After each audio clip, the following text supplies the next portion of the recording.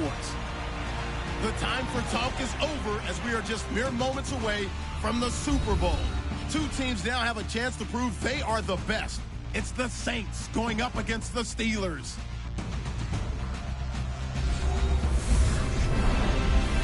Well, Larry, we'll have to go a long way to match the excitement from Houston last year, but this crowd is ready to give it a shot as we welcome you into our EA Sports telecast of Super Bowl 52 from Minneapolis. Tonight, it's all on the line. We play for the Lombardi Trophy. Hi again, everyone. Brandon Gaudin along with the man who has had to stick with me all season long, Charles Davis. And Charles, the anticipation, the hype, the media coverage, all in the rearview mirror now. We can finally get down to playing some football. Yeah, don't worry about that, partner. I'll ride or die with you anytime. You know that. But here's the best thing about this. Everyone talks about trying to keep things normal as they approach for Super Bowl. There is no such thing as normal. The pageantry, the hype, all of that is more intense than anyone could ever imagine. What you're trying to do is embrace it in one way and make sure it doesn't totally knock you off your game. That's why the night before the big one, teams often switch hotels, try and give those guys that last chance to breathe a little bit before they go out and play.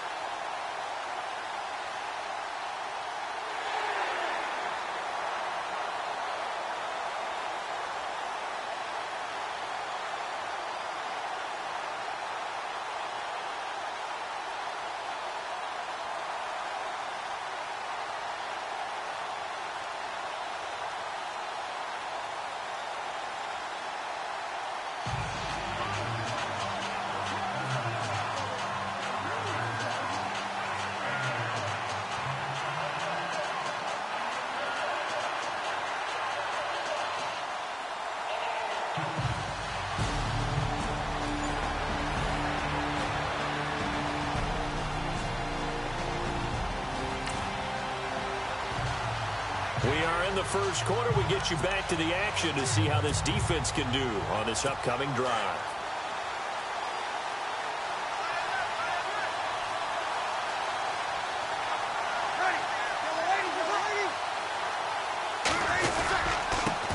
And the former Heisman winner, this is Mark Ingram.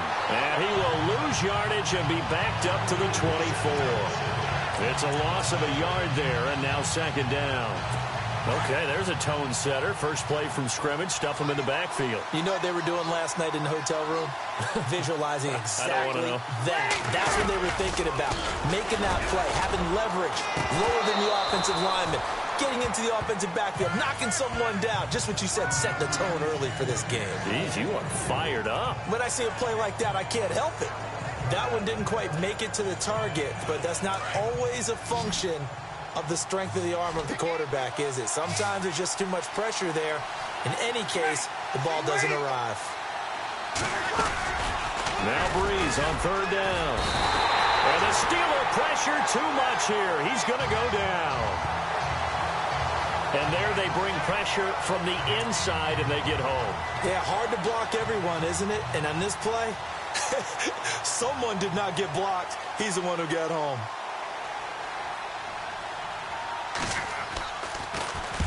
Here's Morstead now as he sends this one away. Fielded at about the 28. It'll be a 51-yard punt that time. And the Steelers will go on offense here. First and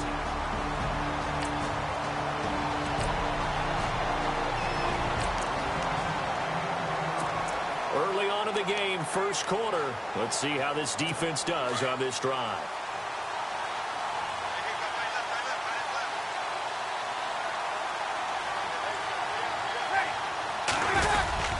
They'll run with Ingram here to begin the drive. And he is swallowed up right at the line of scrimmage. No gain on the play there. Second down.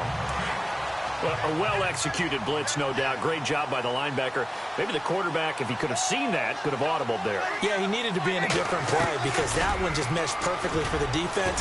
All the gaps were filled except for the one the offense really wanted to run through. And that was filled by a big man wanting to make a tackle. And he made a great tackle. 6 yards is the pickup, and that'll lead to a third down. If you're running out route, it's likely you end up near the sideline. And what did we just see there? Toe tap. You got it. The benefits of practice. Toe tapping, foot dragging, picking it up, and making sure it was a catch. Trying to get it to Thomas, and it's intercepted. Picked off by the safety here, Ron Parker. And he'll bring this one back to the 29. Brandon, this is a veteran quarterback back there. He should know better than to make a throw like this. This is definitely not his best ball, and I think he knew this was trouble the second it was leaving his hand.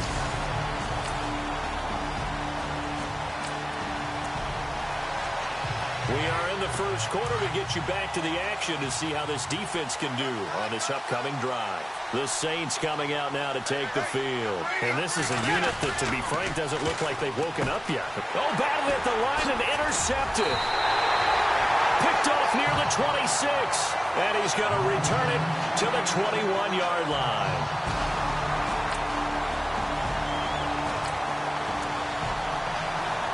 Early on in the game, first quarter. Let's see how this defense does on this drive. Now the Saints offense, they get ready to go back to work here. And last time, one play interception. So this offense, they should be fresh. And the pressure gets to Breeze as he's taken down. Defense went 3-4. They got some push from the inside. And this is something in a 3-4 you don't normally get because the nose tackle who got the sack, he's usually responsible or ends up getting double teamed. Now Breeze lost the football. And he's in for 6 and a Steeler touchdown.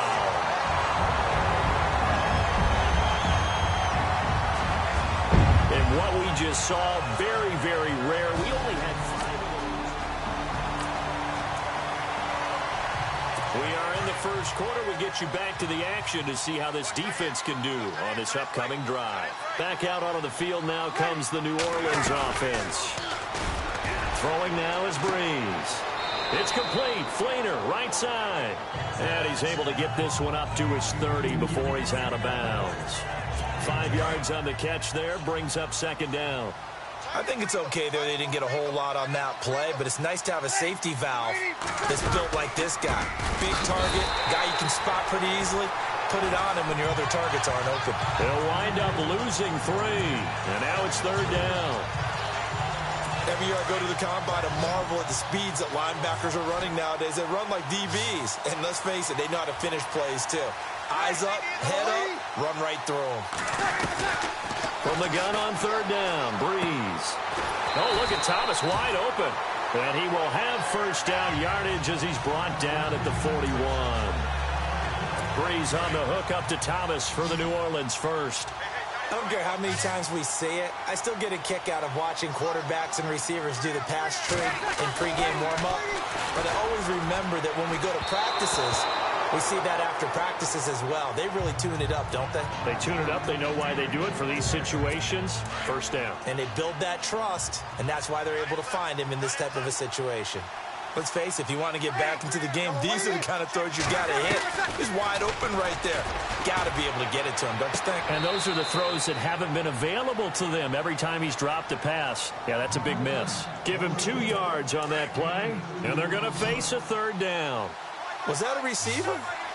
Yeah, actually it was. There was a running back who was a receiver on the play. I think he's been spending time in the receiver drills getting his feet down. Well, those guys out of the backfield, they got to be good, agile with their feet. He showed the agility there with a toe tap. No doubt about it. It's like he'd run to ballet school. Got the toes down and stayed in bounds. So after that big play, let's see if they can catch their defense maybe on their heels.